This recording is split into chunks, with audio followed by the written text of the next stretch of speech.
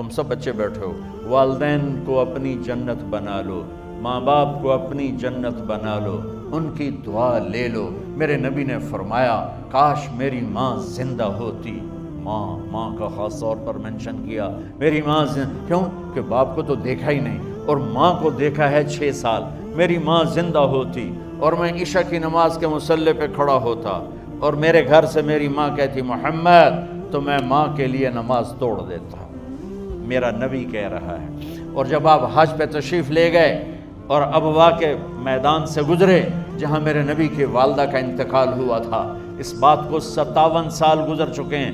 6 برس کی عمر میں مدینہ سے نکلے 3 افراد، میرے نبی کی ماں، میرے نبی کے والد کی باندی ام ایمن، وہ بھی ماں ہیں، انہوں نے بھی دودھ پلایا تھا میرے نبی کو۔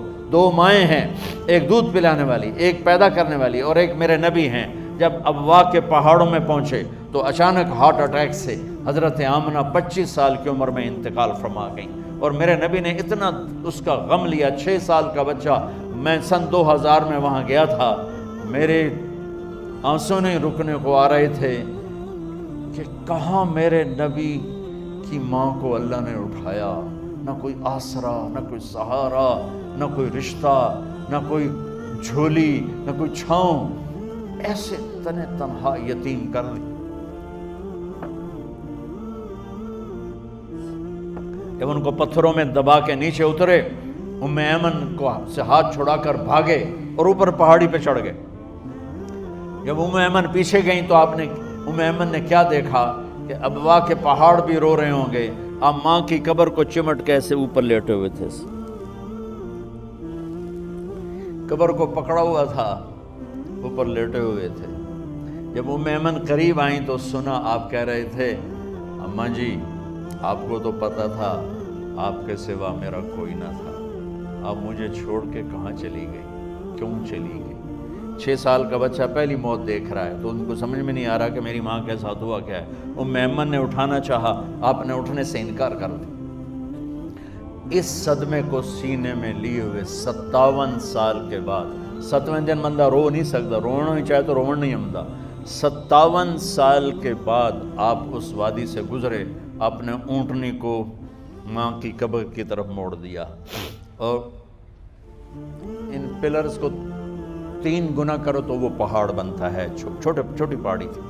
اونٹنی کو نیچے بٹھایا، اوپر پہاڑ پر گئے، اور یہ مجھے دیکھو، یوں آپ نے گھٹنے کھڑے کیے ماں کی قبر کے سرانے، اور یہ ہاتھ یہاں رکھے، اور پھر سر دیا اپنے گھٹنوں میں یوں، پھر رونا شروع کیا۔ اتنا روئے، اپریل کا مہینہ تھا، دھوپ سر پہ پڑ رہی تھی، ہم تو ٹھنڈی دھوپ میں بیٹھے ہیں، شدید دھوپ میں بیٹھے تھے، اور اس کنڈیشن میں یہ بچوں کا سٹائل ہوتا ہے، جب لمبا رونا ہو تو وہ یوں بیٹھتے ہیں سر اندر دے کر۔ اتنا روئے کہ آپ کی داڑھی ساری آنسوں سے بھر گئی، سینہ تر ہو گیا، احرام تر ہو گیا، اور کئی گھنٹے بیٹھ کے روتے رہے۔ 2 جہان کے سردار ہو کر تمنا کر رہے ہیں کاش اماں تو زندہ ہوتی، تو مجھے کہتی محمد، میں تیرے لیے نماز توڑ دیتا۔ اور میرے نبی نے، یہ بچیاں غور سے سنو، میرے نبی سے پوچھا گیا یا رسول اللہ قیامت کب آئے گی؟ آپ نے فرمایا یہ تو اللہ کو پتہ ہے۔ نے کہا یا رسول اللہ کوئی نشانی بتا دیں؟ تو آپ نے فرمایا جب بچیاں ماؤں کو ذلیل کریں گی تو قیامت آ جائے۔ جب بیٹیاں ماؤں کے ساتھ بدتمیزی کریں گی اور ماؤں کو ذلیل کریں گی تو قیامت آ جائے گی۔ ایک ماں بیٹی کو میں بھول نہیں سکتا، ماں کے موٹے موٹے آنسو گر رہے تھے، اور بیٹی ماں سے کہہ رہی تھی بھوک نہیں، ہماری اپنی پنجابی زبان، بھوک نہیں، یہ تو ہم نوکر کو کہتے ہوئے ڈرتے ہیں، وہ ماں سے کہہ رہی تھی بھوک نہیں، یعنی بکواس نہ کر، روا کے چپ، صرف آنسو اس کے گر رہے تھے ایسے۔ شاید وہ یاد کر رہی تھی کہ 9 مہینے کیسے اس کو میں نے پیٹ میں پالا، جنتے ہوئے کتنی تکلیفوں سے گزری، اور اس کو دودھ پلاتے ہوئے کتنی راتیں میں نے کاٹ کاٹ کے گزاری، اور اس کے پیشاب دھوتے ہوئے کتنی دفعہ میں سردی میں ٹھٹھری، اور آج یہ مجھے کہہ رہی ہے بھوک نہیں۔ اس لیے میرے نبی نے فرمایا جس نے ماں باپ کو دکھ دیا، سنو غور سے بچوں سارے سنو، جس نے ماں باپ کو دکھ دیا اس پہ اللہ کی لعنت، اس پہ فرشتوں کی لعنت، اس پہ زمین آسمان کی لعنت، نہ ان کی نماز قبول ہے، نہ روزہ قبول ہے، نہ صدقہ قبول ہے۔ میرے نبی کی زندگی کا دوسرا روپ حقوق العباد، نماز حقوق اللہ میں آ جاتی ہے، میں حقوق العباد کی تھوڑی سی وضاحت کر رہا ہوں۔ ماں باپ زندہ ہیں تو دعا لے لو۔ والدین سے کہتا ہوں بچوں کو عزت دو، جہاں اولاد ماں باپ کے حقوق ہیں وہاں اولاد کے حقوق ہیں، اولاد کو عزت دو، اولاد کو عزت دو، اولاد کو عزت دو۔ بہت سی اولاد کی نافرمانی کا ذریعہ ماں باپ بن رہے ہیں، سختی کر کے، زبردستی کر کے اور ٹھونس کر چیزیں نوکروں کی طرح سلوک کر کے۔ میرے نبی کے گھر میں جب بیٹی فاطمہ ملنے کے لیے آتی تھیں تو میرے نبی بیٹھے نہیں رہتے تھے، اب چیئر پہ بیٹھے ہوئے بی بی فاطمہ آ گئی، اب زمین پہ بیٹھے ہوئے ہیں بیٹی آ گئی، اب چارپائی پہ لیٹے ہوئے ہیں بیٹی آ گئی۔ میرے نبی کیا کرتے تھے؟ کھڑے ہو جاتے تھے، کھڑے ہو جاتے، ایک دم کھڑے ہو جاتے تھے، اور پھر کھڑے نہیں رہتے تھے، تیزی سے آگے بڑھتے تھے، حضرت فاطمہ کا ہاتھ پکڑ لیتے۔ یہ والدین غور سے سنو، حضرت فاطمہ کا ہاتھ پکڑ لیتے تھے اور ہاتھ پکڑ کے مجھے دیکھو یوں بوسہ لیتے تھے، بیٹی کا بوسہ لیتے تھے، پھر ہاتھ چھوڑتے نہیں تھے، ہاتھ پکڑے پکڑے لاتے لاتے لاتے ان کو چارپائی پر پہلے بٹھاتے تھے پھر خود بیٹھتے تھے۔ یہ باپ اور رسول ہو کر بیٹی کو یہ عزت دیتے تھے۔ پھر وہ جنت کی عورتوں کی سردار بنی، پھر وہ جنت کے سرداروں کی ماں بنی، پھر وہ اللہ کے شیر کی زوجہ بنی۔ تو والدین سے کہتا ہوں کہ اپنے بچوں کو عزت دو، عزت دو، عزت دو، عزت دو۔ پھر آپ سے زندگی کے بڑے فیصلے ہیں شادی۔ اب لوگ اکٹھے پڑھتے ہو لڑکے لڑکیاں، اپنی شادی کے فیصلے خود نہ کرو، اپنے ماں باپ کے حوالے کرو۔ اس میں شرافت بھی ہے، اس میں برکت بھی ہے، اس میں رحمت بھی ہے، اور اس میں والدین کی دعائیں بھی ہیں۔ کورٹ میرج کو ہوا نہ دو، boyfriend girlfriend culture ہمارا نہیں ہے۔ میرے نبی کے طریقے میں مرد اور عورت کا صرف نکاح سے تعلق ہے، اس کے علاوہ سب جہنم کی آگ ہے۔ اور والدین سے کہتا ہوں کہ اپنے بچوں سے پوچھ کے رشتے کرو، زبردستی مت کرو۔ میرا معاشرہ بہت سنگین قسم کے جرم کا شکار ہے، بچوں پہ مسلط کر دیتے ہیں، ایتھے ہی کرنی ہے، جٹائیں چی کرنی ہے، بٹائیں چی کرنی ہے، پتہ نہیں آئے کتوں جٹ بٹ۔ چلو تم ناراض نہ ہو، راجپوتائیں چی کرنی، میں راجپوت ہوں، میں اپنی قوم کو بھی رگڑ دیتا ہوں، راجپوتائیں چی کرنی، اگاں کرنی ہی کوئی نہیں۔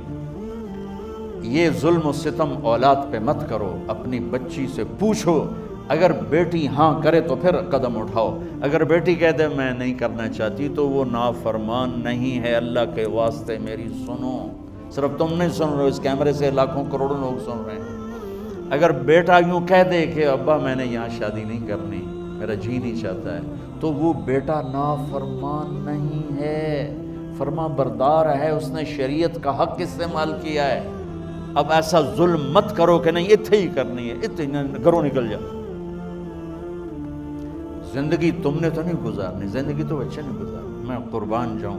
ایک حدیث سنو پہلے، پھر اگلی بات سناتا ہوں۔ ما تزوجت وما زوجت الا بوحی من السماء نزل به جبریل۔ لوگو سنو، میں نے جہاں شادی کی، میں نے جہاں بیٹی کی شادی کی، پہلے آسمان سے جبریل فرشتہ اللہ کا حکم لے کر آیا، پھر میں نے قدم اٹھایا۔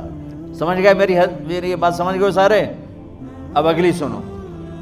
حضرت علی فاطمہ کا رشتہ لینے آ گئے، اور جبریل ان سے پہلے آ گیا کہ یا رسول اللہ فاطمہ علی کے لیے ہے۔ باپ محمد مصطفیٰ جیسا ہے، رشتہ مانگنے والا علی جیسا ہے، اور بیٹی فاطمہ جیسی ہے۔ اور آپ پوچھتے ہیں علی کیسے آئے؟ وہ شرم کی وجہ سے کچھ کہہ نہ سکے، چپ۔ آپ کو تو پتا تھا، آپ نے فرمایا فاطمہ کے رشتے کے لیے آئے ہو؟ کہا جی۔ تو جبریل تنال بیٹھا ہے کہ یا رسول اللہ اتھے ہی کرنا ہے۔ آپ نے ہاں نہیں کی، آپ نے کہا انشاءاللہ، اور یہ کہہ کر اٹھ گئے۔ انشاءاللہ نبی کا ہاں ہی ہوتا ہے، لیکن جبریل کے آنے کے باوجود اور اللہ کے کہنے کے باوجود میرے نبی کو بھی پتہ ہے کہ یہ رشتہ یہاں کاتب تقدیر نے لکھ دیا ہے، لیکن امت کو سبق سکھانے کے لیے آپ گھر تشریف لے گئے۔ بیٹی فاطمہ کہ جی یا رسول اللہ، کہ علی کا رشتہ آیا ہے، میں ہاں کر دوں؟ سبحان اللہ۔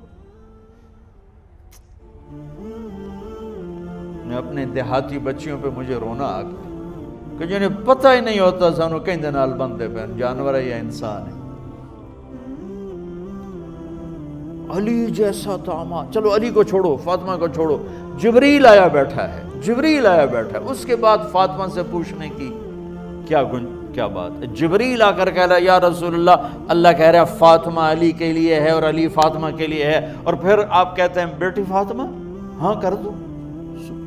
ہماری تو آج کی بیٹیاں انکار نہیں کرتی، چپ کر کے گاں ماج طرح بن چھڑ دن کلے نال۔